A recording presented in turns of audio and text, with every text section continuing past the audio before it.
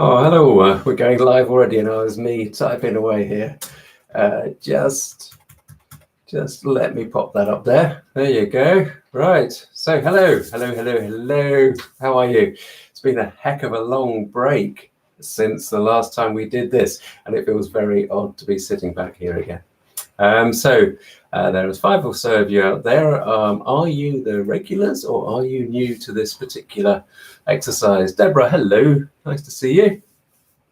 So what we're going to be covering today, actually, just a couple of bits of YouTube housekeeping really to get going. David, hello. Nice to see you too. Nice to see you. I hope you had a good time. Couple of bits of YouTube housekeeping. This is obviously the live Q&A, and it's very much a process of meandering through topics that we've got questions that we'll be answering as we go along. And any questions, hello Marjorie, nice to see you. Julie, good to see you. And Trey, hi, that's great. Excellent, all the way from Arizona. So that's an example of how meandering we go. I will be saying hello to everybody as they join and say hi, which is lovely. There will be an edited version of this somewhere. Just look in the playlist. There's an edited highlights version for those of you that just wants the nuggets. Stevie, hello. Thank you. Welcome back. Yeah, and you too. 2020, it's going to be a good year. So if you're not interested in the meandering waffle about dowsing and about spirits and about working with the subtle realms in general, then look for those edited highlights. The channel itself is really about house healing and working with the subtle energies, dowsing, mindfulness, working with those periphery senses, if you like. I think that's the best way to describe it. So I share with all of you what I have learned over the years and the way that I use it in the house healing work. So we'll be talking about some things today, in particular about fear. We're going to be kicking off. JF, hello, good to see you. Kicking off this year talking about fear. I think we touched on it a lot last year, of course, in the various lives, and it really is fundamental to our existence here on the planet. And I think I haven't watched the news this week. I don't know. I caught some news last week. I think apparently, according to some people, we were on the verge of the Third World War, but aren't we always? So let's not get stressed about that. Just allow the pantomime politics to carry on, and we're not going to touch on any of that. But what I'm saying is that background of pantomime politics that is always there and is always causing much stress to everybody who gets involved in it and gets caught up in it. It is just a background scenario to our existence here as human beings, and it echoes all the fear that we individually feel. So, Tammy, good to see you. Kimberly, hey, good to see you. Ches, hello. That's nice. I haven't seen you here before. That's super. So, I've got several questions that have been sent in. That sounds stupid, doesn't it? Have been written, have been asked. And of course, in the wonderful way that the management always makes these things come together, they have the link. So we're talking about spirits, we're talking about the doubts that we have when we're dowsing. Is it safe? Even allowing just intuitive responses to things. Is it safe to actually open up and just go with the flow in that sense? So we'll be answering all of those, because nearly all of the questions that we've got here are actually focusing around that. Just want to tell you before we plow into that, I've got 2 workshops this year. I'm only doing 2 workshops here in the UK, in North Yorkshire. Couldn't remember where I lived. I've got one at the very end of May, so the 30th and 31st. If you're in the UK, 30th and 31st, and you want to come along to what I call Intuition 2. So this actually is like an advanced workshop where we really work with getting really deeply into our connection to the subtle realms and really looking at things and sampling trance energy, actually. So working very closely with the spirit guide, or allowing the attendees to come to that space and just sample that kind of energy and see what their spirit guides are up to. So that's the 30th and 31st up here in North Yorkshire near Reeth. And the other one is in September. I'm looking at my chart in front of me here. 19th and 20th of September. That actually is a less in-depth workshop. It's about really starting to just explore and get confidence in your connection to the subtle realms.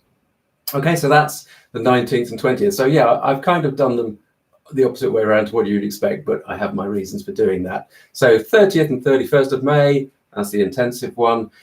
Really go very deep. 19th, 20th, that's a bit more of an introduction. Okay, so Lawrence, good to see you. Dan, nice to see you too. Jim, hello. And yeah, there you go. Rick, nice to see you. Tammy, hey, good stuff. Okay, JF, thank you. Right. Rick, nice to see you. Yeah, down there in Little Rock, Arizona.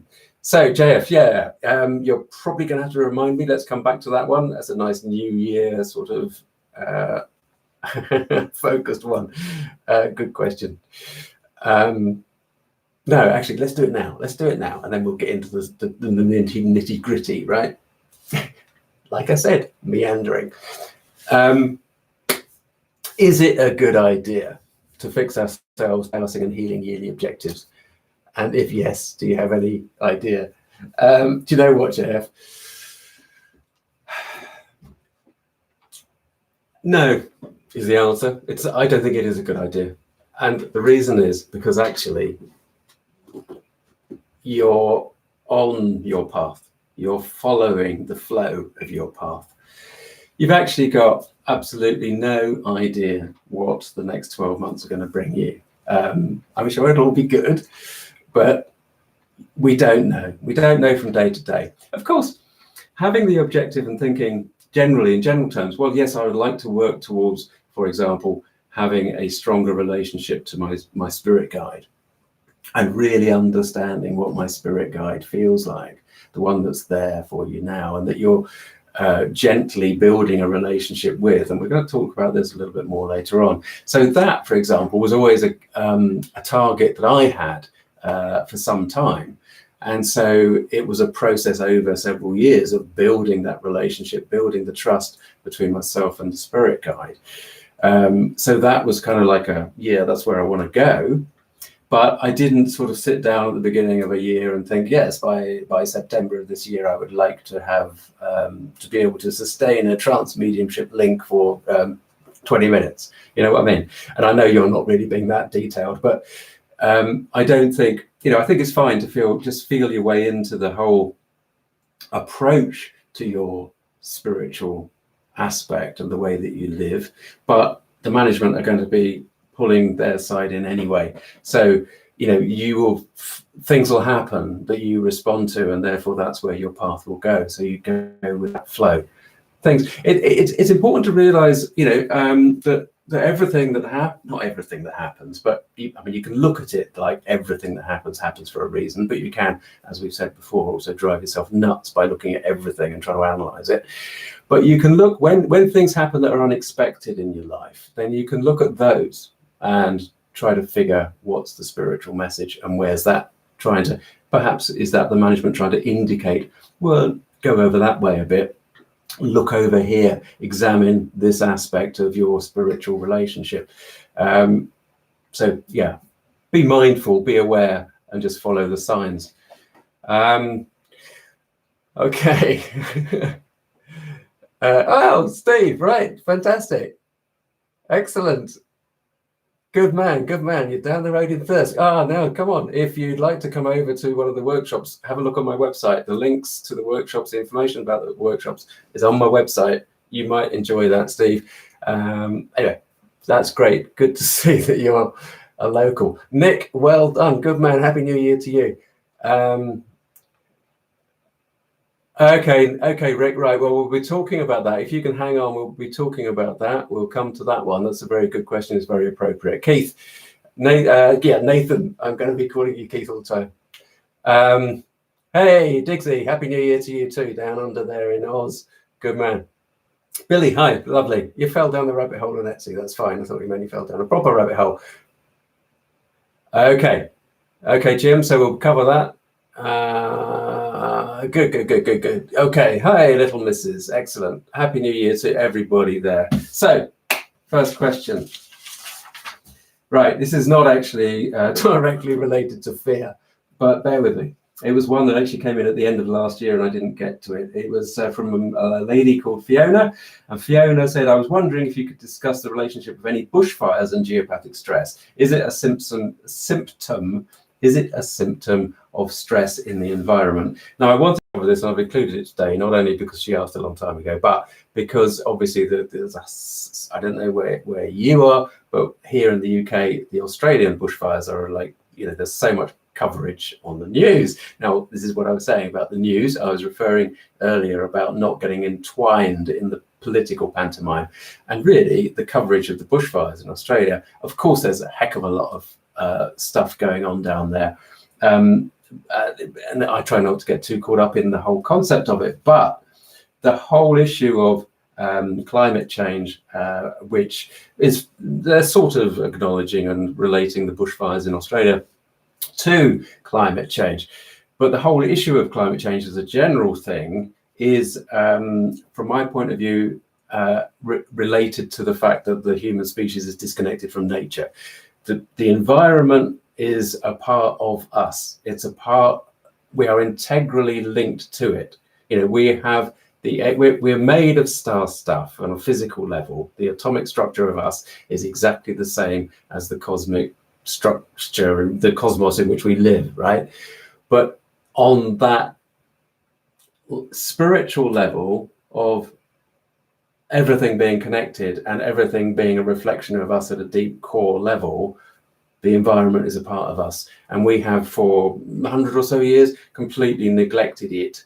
And therefore, what we're seeing around us is reflecting that. And that can be seen not only on a global level, which is obviously open to question about manipulation of the media, etc., etc., etc. So we can't verify the message that we're getting from social media in particular, as well as the other broadcasters anyway. But if you look at it on a personal level, then you will see the way that your own individual environment where you live is starting to be affected, even the seasons changing. In fact, we're sitting here, what are we in? We're in January. We've got a storm going on out there. So, yeah, I mean, we guess, we expect to get them in winter, but we've had a lot so far this year. And also, of course, if I disappear off YouTube here in a flash, it'll be because the storm has knocked the internet out. So just bear with us. So, hello, Sally. Good to see you. And John McElroy. Hello. Good to see you too. Yeah, I know. There's all sorts of things connected with climate change, and climate change is a whole banana in itself that we're not going to get into today. But I wanted just to cover off Fiona's question. Is it a symptom of stress in the environment? It is. I think it's a symptom of stress in the environment. There is an external environment, but actually it's related, as far as I'm concerned, to the stress of the disconnect that we have when we've ignored our spiritual aspect for so long. So moving on to this other question right now. This relates to your question. Where were you? Rick, how do you get rid of a negative spirit when dowsing? Okay, so right, let's go. I've got this question here, relates to your question, Rick. So we'll cover these off. And this was sent to me early in the new year, 6th of January. I won't mention the lady's name because I said I wouldn't, but she was okay with me sort of bringing this up. So clearly what she's been doing is following my advice. She's been trying to connect. This particular lady has been trying to connect to the spirit of place, and she's had success. She's a very sensitive lady. I think she's quite artistic. Billy, I'm going to come on to your particular specific question later on, but in the meantime, we're going to just deal with this one. Okay. And so she's a very sensitive lady. She's been having conversations with what she thought was spirit of place, and I suspect other individuals. Now, she hasn't actually given me a lot of information, but I had a Facebook message from her saying, I thought I was communicating with my spirit guide when it told me last night that I'm going to die tomorrow. That completely alarmed me. Please help. I don't believe I'm going to die, she adds, but I'm certain my home is invaded. And that was the message. That was the only message that I had. And obviously, that is alarming, not only from clearly her point of view, but also it's alarming for me because I don't want anyone to go off and get lost in this sort of energy. So I think I'm going to be more mindful in future about making sure that we make it clear that this energy is not a game. It's a powerful stuff, and we need to be careful. And of course, people like JF, I hope you don't mind I'm mentioning JF. I work one-to-one with people like JF and others, and we step very clearly and carefully through a path to enjoy that relationship with the spirit guide. Now, what this lady had, and I think Nick, was it Nick? Sorry, mate, I've lost you. Rick. I think that what you've got something similar here going on. What you've got there is your dowsing, and you've got what you believe to be a negative spirit, and it's just giving you nonsense. So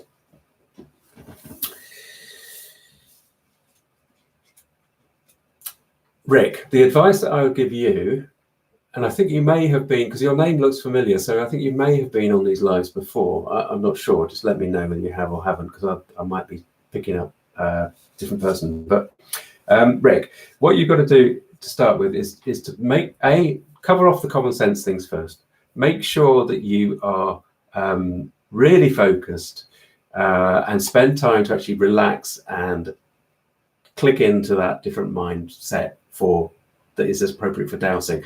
Because sometimes what can happen is that you actually are dowsing and using a pendulum or using the rods, and you're not quite in that, and actually the responses you're getting, especially if they're more tricksterish, they can actually just be from the self, from the ego.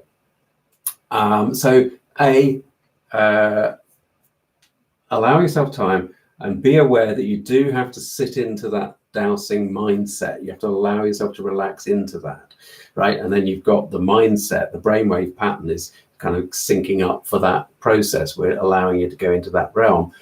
Also, before you do any of that, you always do a psychic protection exercise. And I'm going to put in the links below in the comment section, links to the psychic protection video that I've got on the channel. There's two versions of it. It's the same process, but there are two versions. There's an older one and there's a newer one. Both links are going to be in the comments section below. So Rick, always do that, right? Because you're asking for protection, and dowsing itself is the safest possible way of accessing any of this information in the subtle realms. But yes, you can get some mischievousness occurring, and you can get mischievous elementals, so little earth spirits, or you can get little mischievous other entities, shall we say, other aspects of the subtle realm that have personality, that just like to play games, and they know that we as human beings are very, very susceptible to that kind of suggestion. So as this lady had in her question, she had a nasty little spirit there, which was seemingly has told her she's going to die tomorrow, which alarmed her. So what do? Well, the protection is the absolutely crucial, fundamental first step. You just have to always put a protection in place. You ask for the protection of Archangel Michael or some holy avatar that falls into line with your own belief system. So if you're more Muslim focused, then that's going to be something that you choose from that faith. It doesn't matter which. We're not discriminatory in terms of which religion, if somebody follows a religion that their belief system is a part of. So always do that protection exercise, and you don't ever follow or do anything that a voice that you don't know where it comes from ever tells you to do. You just don't do it. Guides do not tell you to do things, for example.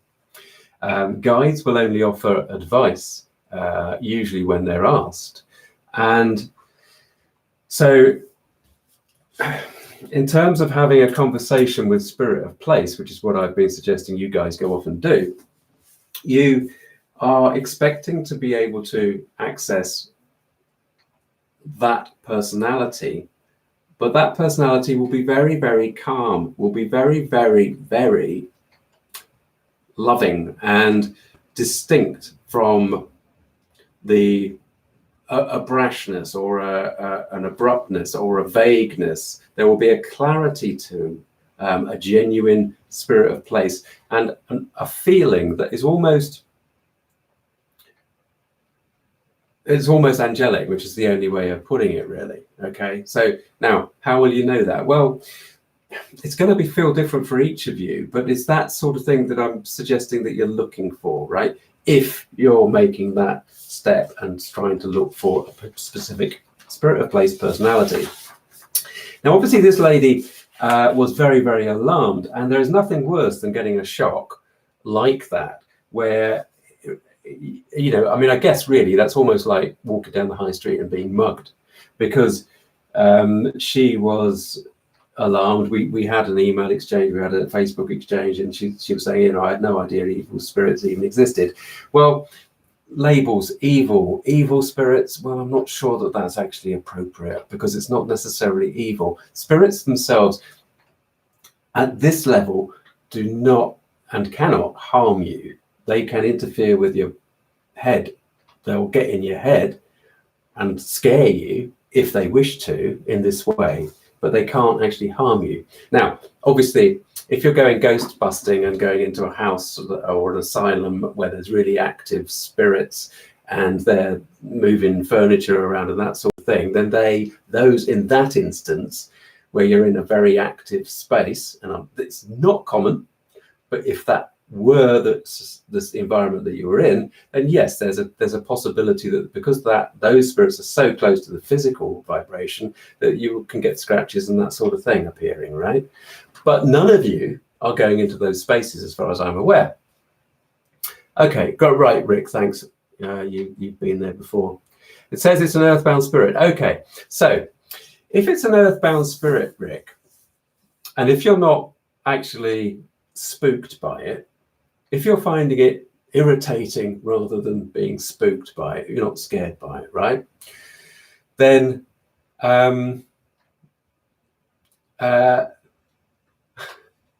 sorry, Tammy, I got caught by your question. If you're not spooked by it, Rick, and you actually want to get rid of it, because not only is it affecting your dowsing, but also you want to help it, right?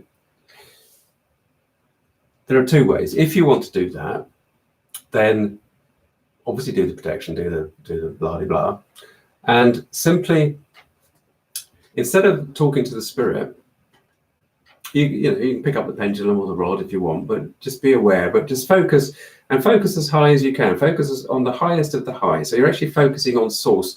When you're dowsing, you're kind of connecting to your higher self anyway. That part of you, your soul self, that is upstairs, that is left in that realm. That's, you kind of got an umbilical sort of connection. It's not really there, but you know what I mean. You still got that connection to your higher self. Go up through your higher self and connect to the highest of the high that you could possibly feel able to connect to.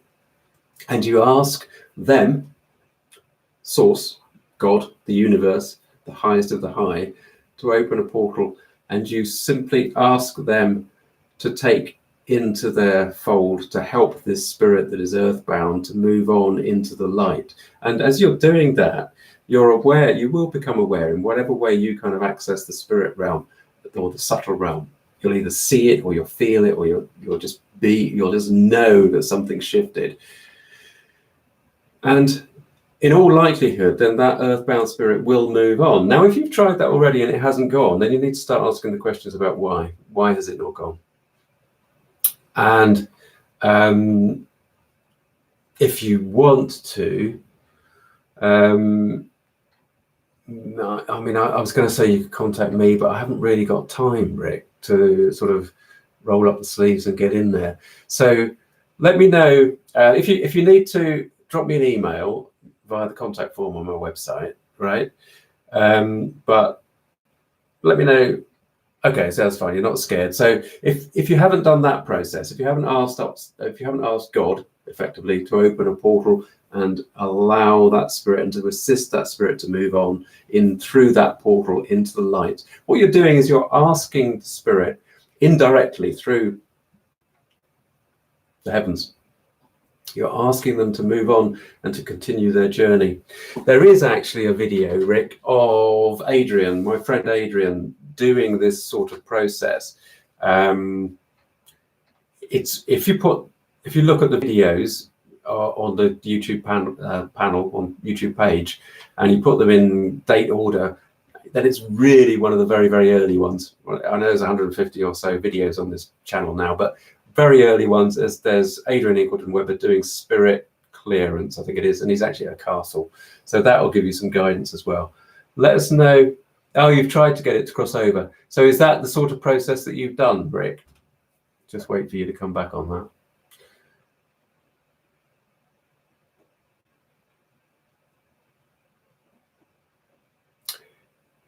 Hi, Unseen World. Yeah, great. Okay, good, cool. Good to see you. Good to see you. We're just sort of having a bit of a chat about an issue that one of the guys here has got. So most of the time, I just want to finish this off with Rick, although we may not be able to get it that far through. Well, we're talking. That's a long avatar, by the way, long name. So we're talking about moving spirits over, helping spirits to cross over. So yeah, that's what it's about at this precise point in time. We're actually talking in general terms about fear and about fear of making contact with spirit, and we're sort of working on that side of things. No, I mean, none of this stuff is to be made light of. It's not none of this is a joke or a laughing matter. I think Rick's lost that connection there, I think. Yeah, okay. So we'll see if we can deal with Rick while we're kind of moving on to other stuff. Coming back to this lady who wrote to me and did the FB message. That completely scared her off dowsing, you see. That spirit that she had, that she picked up, that said she was going to die the next day. It's just classic corny stuff, though, isn't it? But I'm not making light of it. But unfortunately, that really put her off dowsing, and she's never going to, as she says, never going to pick up the pendulum again. There is a part. Now, you see, spirits are all around all the time, and one of the really, really fundamental things about all of this is that we come to this sort of circumstance with our own preconceived idea about what's happening. Okay, so Rick, I'm going to take it that you'll just get in touch with me via the website if you need to. Okay, contact form. So we come to this stuff with our preconceived ideas about what's happening, and in all the dowsing, if we're dowsing spirits and that sort of thing, and we're looking for that sort of stuff, then we come up with the labels of good and bad. We come up with these things, and we start to use labels like evil spirits. Now, some people do this, and I'm not saying that anybody here is doing this, but some people do this and feel that it's really quite a big thing. It makes them feel important that they've actually encountered evil spirits. That's not clever. But what I really wanted to get at is that actually the bottom line with a lot of this stuff, most of it is not evil. Evil is a far too powerful word for the description of a lot of the annoying spirit activity that we can get caught up in. Sometimes these spirits just want to be cleared through, and some people that have had more experience of this actually act as clearance houses. They part of their life is just day to day moving spirits on. That's what they do. It's what they've realized part of their role is, and they enjoy it, and they will move them on. When we start out, sometimes our early encounters with spirits and with personalities at this level, they are filled with the fear and because they're spooky, because it's unexpected. Now, the big thing is that you should never be scared of these kind of interactions. And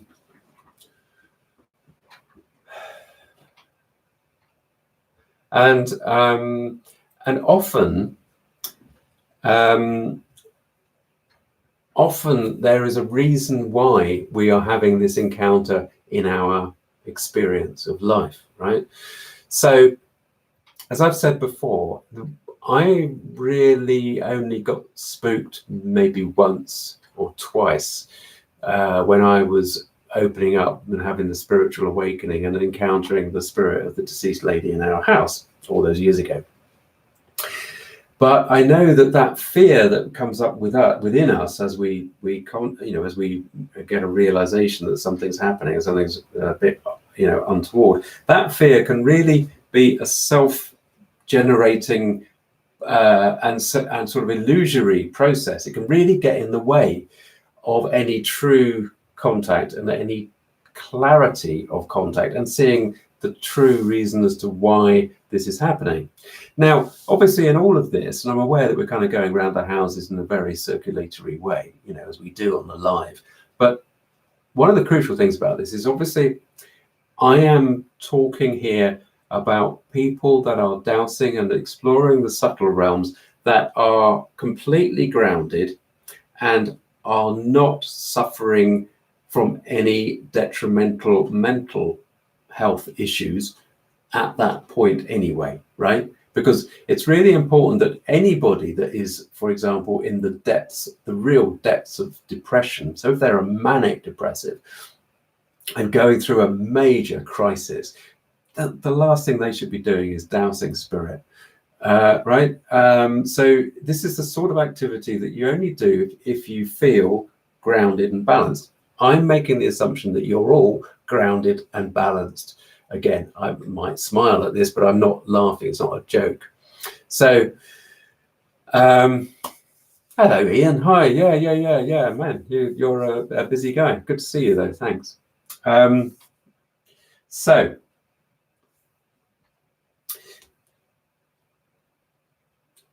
One of the other ways of dealing with spirits that come into your awareness that you don't actually want to be there, you can do the love and light, and you can try and be loving and helpful and open-hearted, or you can actually tell them to F off. Now, I know that seems like counterintuitive and against all spiritual belief, but you see, early days when I was, as I say, just opening up, I did get a number of encounters from I was going to say elementals, but they weren't elementals. They were spirits on the astral level, really passing through.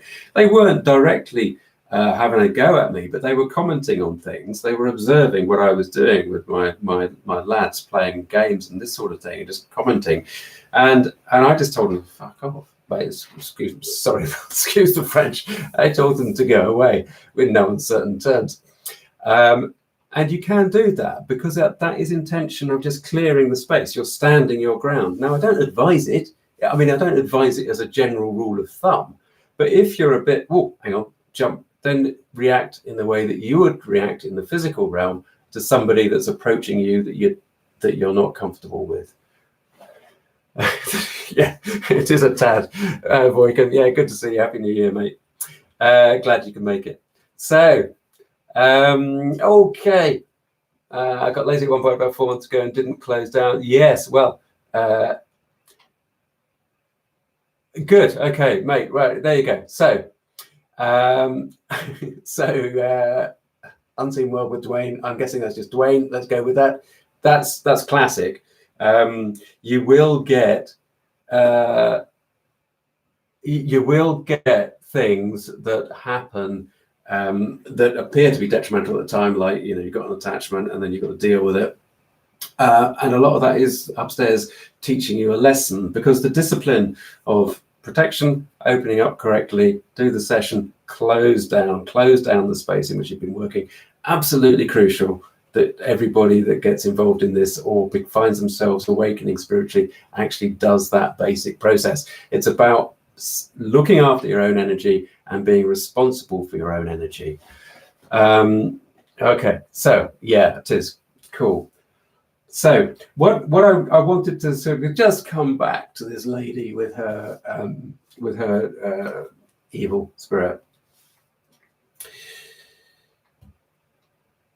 I think that the lesson for this lady here, and it's not a lesson just for this lady, it's something that we all can experience, is that There might have been a certain amount of becoming quite casual, becoming quite laid back about the way that she was doing it, maybe. So that might be one thing, which is what Dwayne there has caught up on.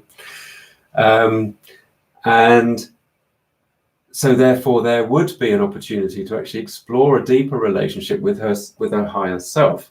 And this is what I think would be my advice, is that if you do get encounters like that, then the natural process then really is to use it as an opportunity to explore your connection directly yourself, but bring it to self-related again. I don't mean ego, I mean the higher spiritual self, the aspect of you that is your soul self.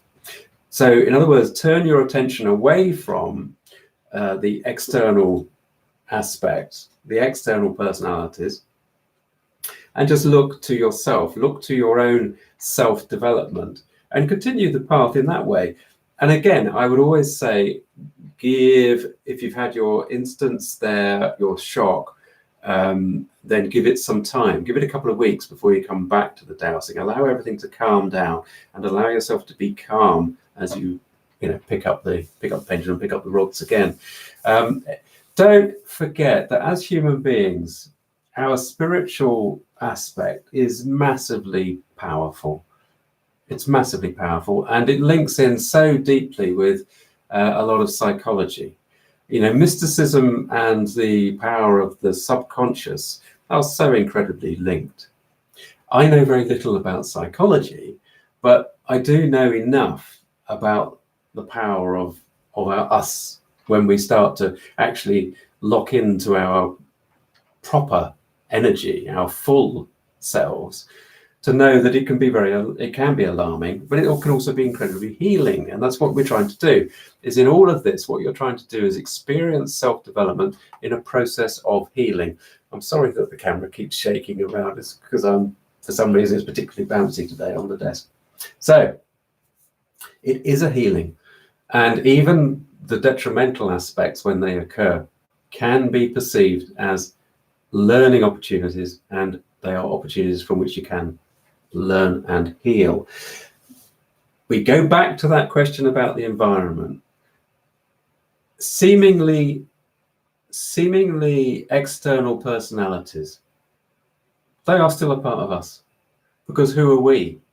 When we look, these are deep questions, but they are important from the spiritual perspective to ask those questions, because those personalities that come to us or that we find out there, they are a part of us and we are a part of them. You are an objective. No, you're not. You are a point of reference. You're not objective anything. It's all subjective. You are a point of awareness. And the universe exists, and simply, as a platitude, it simply is. It just is. But within that isness, that oneness, there are so billions and billions of points of reference. And if you imagine them like lights, they're lighting up all the time. And that's you. That's you at one particular aspect, and the highlighted point of reference, and everything around it is interconnected. It's not just you telling something to F off and it goes away. That's kind of linear, logical process of law of cause and effect. Telling to F off and F's off. It's not that, because actually there's a oneness. The oneness means that everything is interconnected and everything is exactly harmonious as it should be at that point, in that point of awareness. So now, what does that mean? I don't know what that means. What it means is that fundamentally, you can't use the moral judgments of good and bad in quite the same way, right? Now, if something is adversely affecting you, then it's bad, isn't it? That's what we say. But what if that adverse effect is pushing you to do something and behave in a certain way? Then actually behaving in that certain way, assuming it's not just to be running terrified through the fields, can be a positive thing. That's all I'm getting at. Okay. Okay. So, okay, right.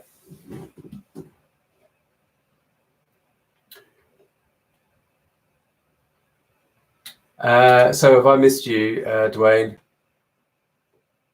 I was feeling the way I understand the learning curve, certainly taught. Okay, but it's sorry. Okay, I don't know, not sure. So I'm going to let you just carry that on. If you need to directly address me with a question, could you put the @Tim Walter, because then I can see it really clearly. And it's great that you're having your conversation amongst yourself. It's absolutely fine. Kimberly, I like to look at everything experience as just more information feedback. If you take the emotion out of it and just gather the information, there's so much to learn. I agree with that. That's a really interesting point there, that is, Kimberly, because one of the things also is that when you get in conversation with these aspects, with these personalities, or even with your own guide, sometimes things can be said and you lose the nuance of the expression. And in fact, it's almost like they're deliberately not putting nuance in it. So you read it one way, whereas actually you could read it another way. For example, in certain circumstances over the years, I've asked them, what should I do in this? What should I do? Where should I go? Where's my path? And all those sort of questions that obviously I get a lot from students as well, you know. And they used to say to me, what do you want to do? They used to say to me, what do you want to do? The management would say, what do you want to do? And it just comes out as, what do you want to do? And that's fine, you know, and I would look at it and think, well, what do I want to do in this circumstance? Well, I think I want to do X. Okay, so I'll go and do X. Now, what I could have read it as, and I realized sometime later, was, what do I want to do? What do I really, really want to do overall, bigger picture? Follow that path, right? But the nuance wasn't there. So Kimberly has a really interesting point there in looking at just the information that is present. Okay, so look, just bringing back a little bit, relating sort of environment and this aspect of unease. I had a notification, a question from a guy who has, what he actually says, this is about both aspects, and I think there's a lesson in here for us as well. Repeating a lesson, they're kind of banging the message on the head here a little bit. For the last 13 years, he said, he's been living in the Czech Republic. I don't think it's having a good effect on me. I'm feeling increasingly tired, he says. I've lost my drive and feel full of aches and pains. Whenever I come home to England and reconnect, it's like life comes back to me. Have I got any thoughts on why that he should be impacted by the beautiful country so negatively, and what can you do about it? Is it possible, he says, that the military regime or the communist regime has somehow disrupted the natural energy of that country? Well, every country has its own vibration, every country has its own atmosphere, has its own particular aspect. But not only that, within that, there are, of course, the historical activities that have taken place in the past.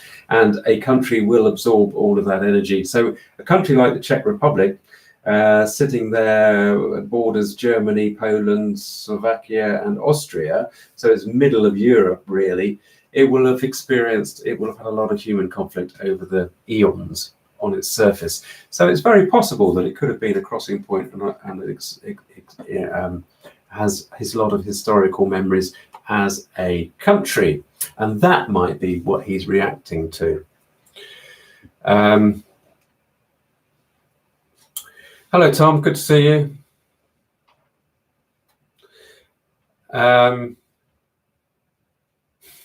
Good, Dixie. Good.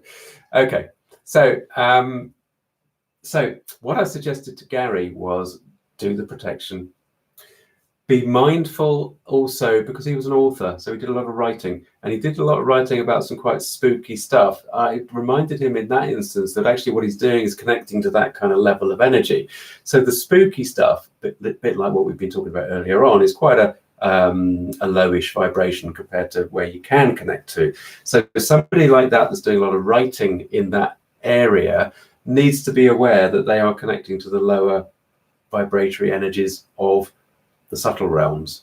If they're connecting to stories like Dracula or vampire stories, for instance, then these are lower energy subtle realm vibrations. And if you're not maintaining your own housekeeping in terms of your energy management, and we'll touch on that again in the second, Rick, about closing down, then you're likely to, if you're existing and creating in that environment, then you're likely to continue to do that on your day-to-day life. So you're going to get a lot of that kind of draining aspect from the subtle realms, right? So I was suggesting to Rick, to this guy, that he should just be very mindful about his protection and his closing down and his opening up. But there could also be an influence there from the actual country anyway that he needs to be aware of. Now, the thing about this protection exercise, that I've dropped a link, that I will be showing you the links in the comment section. The thing about this, hello stranger. The thing about this is that it's not just something to put on first thing in the morning before you go out. Do it then. It's really, really helpful. But if you go out, and Tom, actually, this is something that applies to you.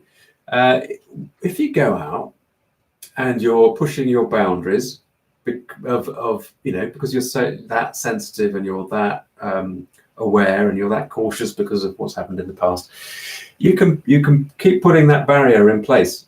Just keep visualizing.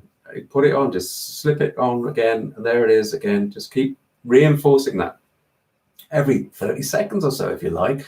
Now, you might think that's a bit over the top, but it's a bit like just give yourself the reassurance that you're there, and you can feel that you're creating that barrier around you, that holy barrier around you, and you can expand. Yourself physically can expand into that space a little bit more, and actually lift your head up a little bit more, because you know that you've got confidence in this barrier that is around you. Anybody that goes into a crowded space, a building, like some people get freaked out by going into supermarkets, bless them, because there's so much impact, so much attention being thrown at them from the shelves, let alone the people in there with all their baggage, emotional baggage. So in those circumstances, having a good filter around you is absolutely paramount, so that you can actually cope and keep everybody's crap away. Keep everybody's crap away from you, and feel confident in your own space. So, good. That's great. Excellent. Good. That's perfect. That's exactly it, Tom. Fantastic. So, Rick, how do you properly close out a session? Well, we talked about opening up. Didn't we? So when you've finished, so for example, say you were working with that spirit and you've asked him to go to the light or another one or something like that, then all you need to do at the end is, certainly if you're working with a portal like that, then you'll probably become aware that it closes off, because it will, because the management has its own time frame. They're not hanging around waiting for us to be telling them what to do. So it'll close. And then if you finish, you can basically just, what I used to do, and what I still do sometimes, is to douse and just say, right, I would now like to ask to close the space in which I've been working and operating. And this is the real thing that I do all the time, is I ask for all portals and doorways that have been opened during this time, whatever that time was, to be closed, whether those portals were opened intentionally or unintentionally. I ask to draw a line under this healing, but allow the healing energy to continue to do its work in alignment with divine will. But I ask that any detrimental energy or any energy that's been involved or has been changed, transmogrified, altered, adjusted in any way whatsoever, now be taken away from this place, in other words, where you are, taken away from this place in the ultra-fine mesh net of light and love, and taken away to the light, to be processed for the good of the universe in the future as appropriate. And then just sign off, amen, or whatever, blessed be, thanks be to God, all of those, whatever you say, just to sign it off. But use those words in your own way, adapt them. But basically what you're saying is that any way that you have opened up a connection to the subtle realms, you are now closing, because you're asking them to do it. And so that you are closing it off. And if you've been working in a space, if you've been doing ceremony, or you've just been dowsing at your desk, for example, then, you know, if I sit here and I douse somebody's floor plan, I'll open the space when I'm dousing the floor plan, because that's what you're doing. You're opening it and you're doing all the protection and stuff. And then when I've finished after an hour, hour and a half, I'll close it. I'll ask them to close that space, literally closing that space. Then I can go back to using the computer and working at the desk in the same old way.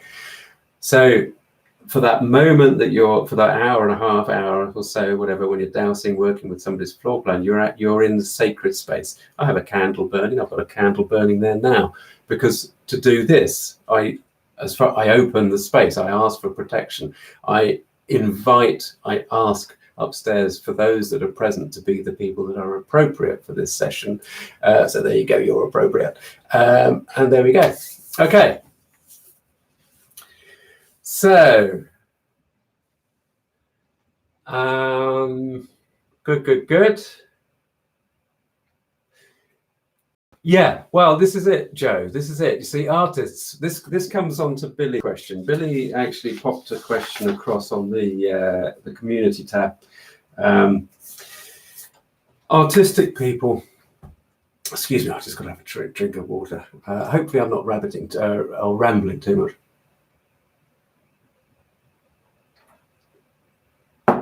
You get those Zeds, Diggsy. Good man. You look after yourself.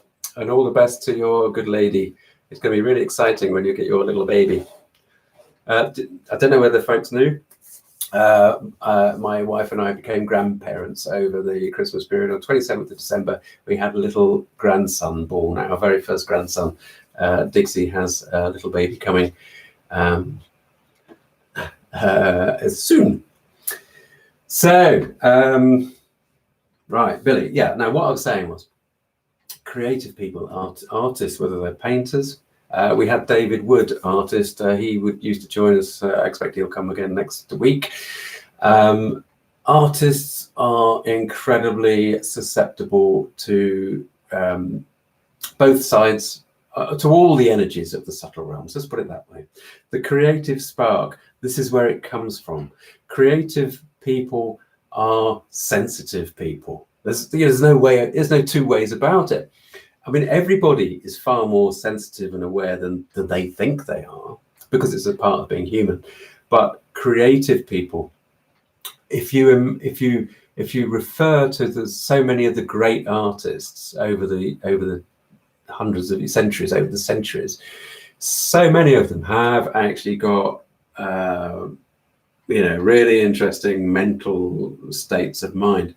Now, we can bet, Joe, that when you're doing your work, you're going into a sort of trance state. But this is not something to be feared. You know, in fact, the fact that you're here, hello, Crystal, good. Thanks for the congrats. The fact that you're here, Joe, suggests that obviously you have an interest in the spiritual aspect. So actually, what I would suggest is that maybe you want to explore sometimes with some of your artwork that before you kind of get in there in a session, that you actually ask for guidance. Just put it as high as you can. Put your intention up to speak to the highest of the high, and ask in that sense. You ask to connect to the highest of the high and to your true soul self. Just as a way of realizing and appreciating that actually you're bringing your creative inspiration, your spark, is actually being channeled in that way. Now, don't get freaked out by it. Don't think about it as being channeling in that sense, because hello, Sahar, did I see you there? Yes, I did. Hello.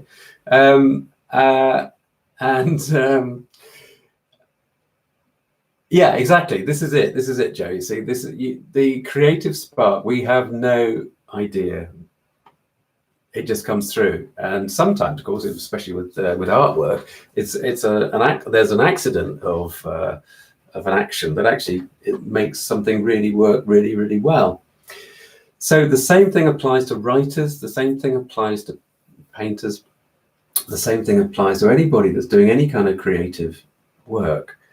Is that the inspiration is coming through from them? And Billy's question was really in writing. Billy was doing some poetry, and she was wondering whether it's being channeled on a subconscious level. And yes, exactly. That's what we've already answered, is yes is the answer. But to use the word channeled, I think, is where it gets misleading, because, you know, it's like we're definitely accessing the subtler realms when we're doing that creative work. And but we're not specifically necessarily channeling a presence. It's like we're, if you imagine that was the subtle realms and you were sort of down here somewhere, it's like you're skirting into there like that. But actually, you know, if you wanted to be like a trance medium, which is exactly the same thing of accessing subtle realm activity, you would be focused and you would be going right up into the center of it. You see what I mean? So you're kind of skirting any creative pursuit, kind of skirting going into that creative subtle realms environment, as we've described it before, the realm of infinite possibility, because it is that quantum realm of infinite possibility. So Billy is saying, I'm a little bit freaked by it. But she's also saying, is this channeling because it goes very, very well, and then at the end it kind of falls apart?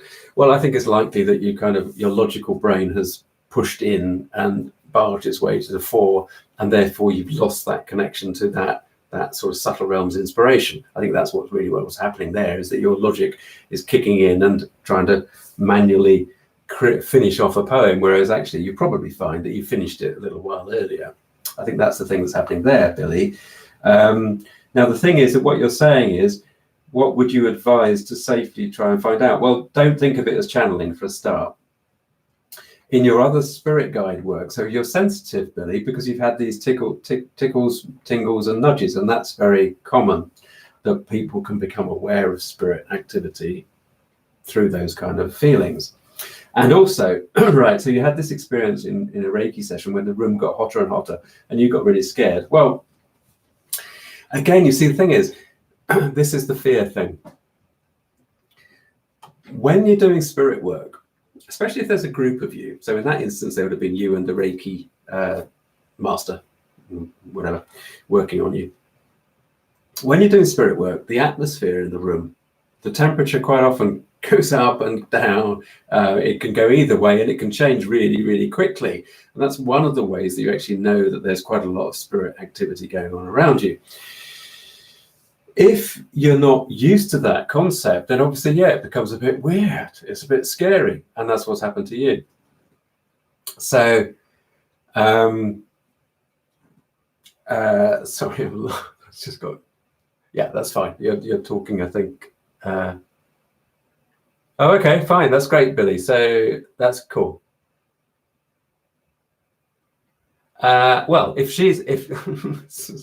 sorry, Billy, coming back to you. If she wrote, but right, doesn't matter.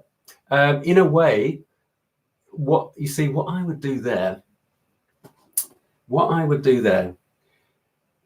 but is to learn to really trust that connection to your aunt. Now, if you can really feel her and be so aware of the feeling of her as you're dowsing, and know 100% that it is her, because there's no doubt in your heart that it's her, then you can ask her to write. You do as you're writing poetry, if you do it by hand, it's more, seems to be more effective than writing on a keyboard, but yeah, try it by hand. You can sit and just write and connect to your aunt, but you have to be 100% sure that it's your aunt, right? This is the moral of today. And you can ask her questions. You can ask, do you want to tell me something today? And you can keep writing, do you want to tell me something today? Do you want to tell me something today? And then at some point she will say, yes, okay. What would you like to know? And you can ask her a question and she'll tell you stuff, and you'll be doing automatic writing. Now that might be too freaky for you. And the other thing is, don't think. I'm going to say this, but don't think about it like Jack Nicholson in The Shining. I don't know whether you've seen The Shining, but that's quite a strange scene where he's an author and he's sitting in a room and he's just writing all work and no play, make Jack a dull boy, and he's got a stack of paper that he's written on, and that's all he's written. Don't think of it like that. Think of it like your favorite aunt is still there with you.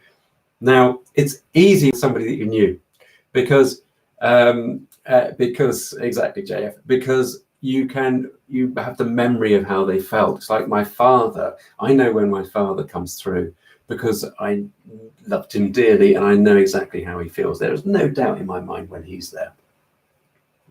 With some of the other spirits, you think, well, maybe are you sure? Is that somebody? Not sure. But somebody that you really loved, then they're always there. You can feel them strongly, so you can work with them in that way. For you, Billy, if you felt that it was appropriate. Okay, so that's right. You've got your own system going there. That's great. Stranger, do you have an explanation why temperature is more noticeably affected? I think it's just that it is easily affected. I think it's just it's the presence. I mean, look at we have a.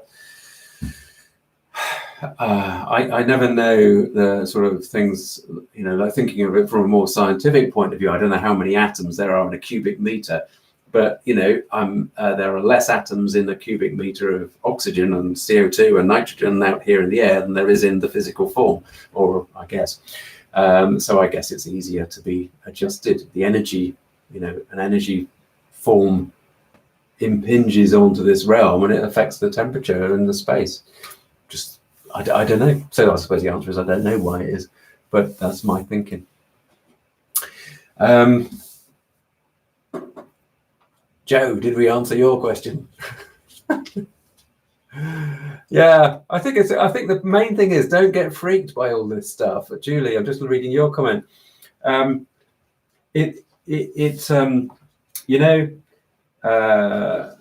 Again, I know I kind of bring all this stuff back to my own experience, but it kind of makes sense, and it helps you see that what you experience is what I've experienced. And when somebody first pointed out to me that as a writer of fiction, I was, doing exactly that, skirting into the subtle realms and picking up inspiration from there, it made a heck of a lot of sense. It didn't freak me out. It just made complete sense. And when if you read about somebody like Matthew Manning, we've talked about Matthew Manning in the past, and I still would like to get him on the channel to have a chat with him as a great healer. But you see, him as a youngster, when he was a teenager, he was channeling well-known artists.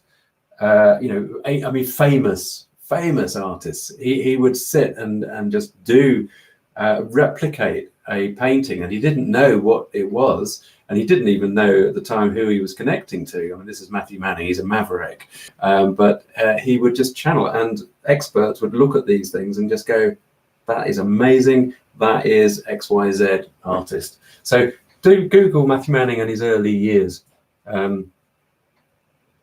Yeah, Lawrence, it could do both, yeah.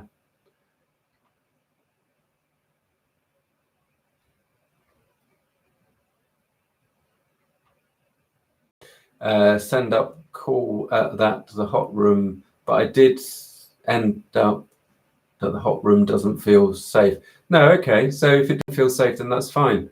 I get it. I wouldn't personally be alarmed by it, because I have had experience both ways, where rooms have gone incredibly cold and rooms have gone incredibly hot.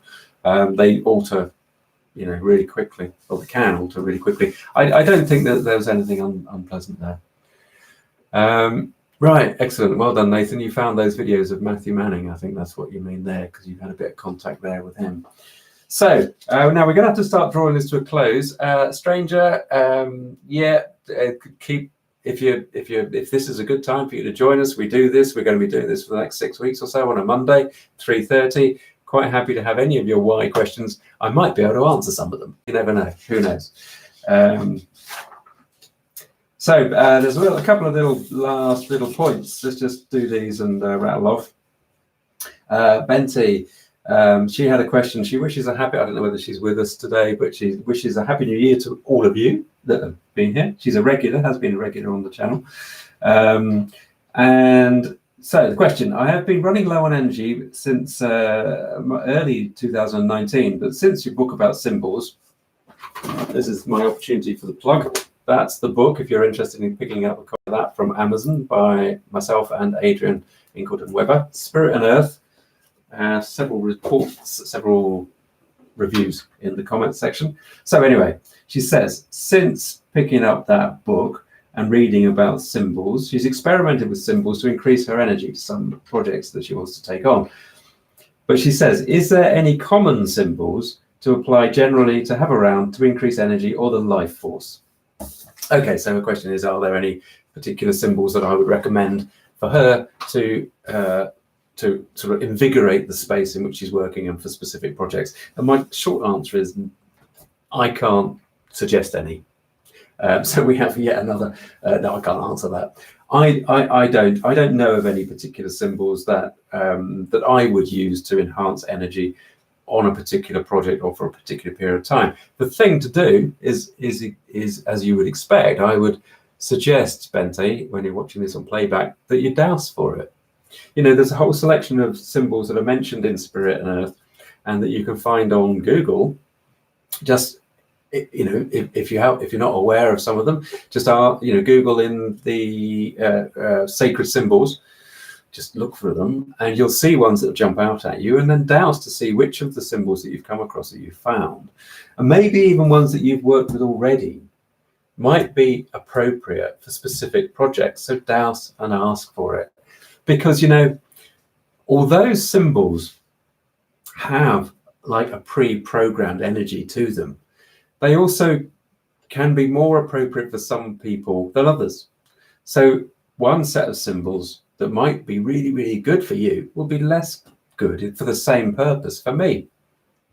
So douse for it and ask the questions. Yeah, well, okay, so there's a good point, Tom.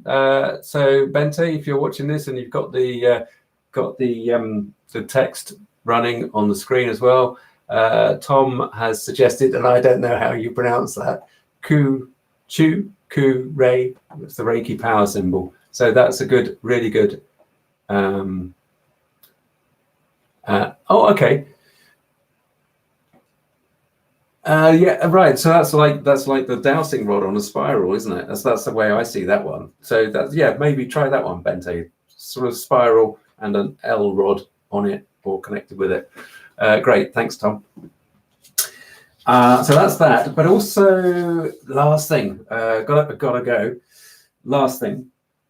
Nathan, you show up as Keith on the chat. Exactly what I was going to say. You came up like the ancient stones.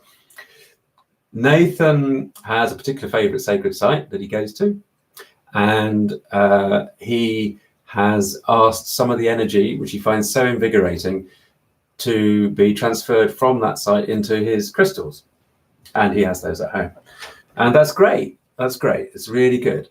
What I suggested to him, though, was what would be nice would be to try to douse to find out what the programming was of the sacred site that is making it so beneficial for him.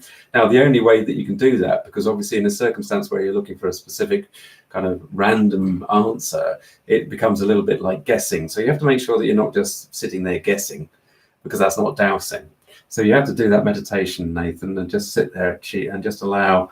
But sit in that meditation, in that specific meditation, having asked to be, you know, if it's appropriate that you learn what the programming is of the sacred site that you go to. I can't remember. I think it's Standing Stones, isn't it, or a quoit, that is so good for you. Why is it so good for you? And the other thing I did say to Nathan, actually, just as a general thing, is that it's great if he's got 5 crystals. You don't want to program them all with that same energy, because then you've programmed them. And if you want to use one for healing, then you don't know whether that's actually appropriate. You're going to have to deprogram it, cleanse it, clear it, and then reprogram it for your healing. So I think all in all, what I would say in a circumstance like that, oh, that's nice, Sahar, that's great.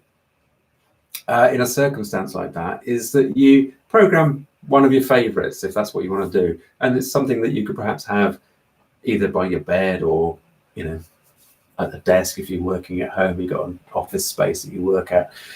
But don't program everything, because you're limiting then what those crystals can do for you. Because if, I mean, yeah, okay, so if it's really powerful and it's a really powerful healing energy, and that's why you feel so in line with it, then fine. But otherwise, you might be limiting your crystals. Okay. Okay, Margie, good that you're still there throughout that. The spirals are good. And what I'm going to say, just as now this truly is the roundup for the day, I'm going to say, right, we started off talking about fear. We've talked a lot about making contact with spirits and perhaps entities that we're not happy with, we're not comfortable with. What I'm going to say is, in the past, I've said, go make contact with the spirit of place and look for those personalities, and they're lovely, right? But if you're not confident doing that, just connect in dowsing with the spirals, with the vortex. Thanks, Nancy. I'm going to stop in a sec. Yeah, Billy, just leave the comment, leave it in the comments question, right? Always, anybody can leave a question anywhere in any of the comments. Do pick them up, but sometimes YouTube really is bizarre and you just lose. I can't respond, so they disappear sometimes. But most of the questions that get left. I'll come on to that one in a sec, stranger. What I'm going to say is, don't necessarily, if you're not comfortable with it, don't look for the personality in the spirit place. Just work with earth energy itself. Be aware that the earth energy flows and vortices, so spirals can be found, and there are all sorts of things that will help you within the earth energy itself, within your home. And simply locating the most beneficial and most powerful earth energy power center in your home. Big step number one, you meditate on that space. You're basically expanding your connection to the management upstairs, to your higher self. So that is the safest possible way of accessing subtle energy, right? So that is completely safe. No worries, but always do your protection first. Anyway, just do it. Just get in the habit of doing it. It's so important, right? But if you're not comfortable looking for personalities, looking for spirit, looking for that kind of aspect, just stick with the earth energy structures. They are equally rewarding for their own very specific reasons. And if you're not comfortable with the personalities, then it may be that you actually are, this is the universe saying to you, well, look over here, look at this instead, right? Okay, and that's what we work with on this channel. Okay, stranger, I'm going to ask mate or lady that we talk about that next time, if I may. I'm sorry, I'm going to have to go, and that's quite a big question. So, all right, okay, folks. So, thank you very much. It's been lovely, and yeah, the management upstairs. That's what we go with. That's what we go with. All right, good to have you on board, and thank you everybody for coming through. Happy New Year, and lovely, lovely, lovely. And thanks, Crystal. Hope you're doing okay. Hope you had a reasonable time on the 3rd. Okay, take care. Bye bye, Boykin. Take care. Take care. I'm gonna go now. I'm gonna press the end button. See you all. See you next week. 3:30, same time, same place. See you then.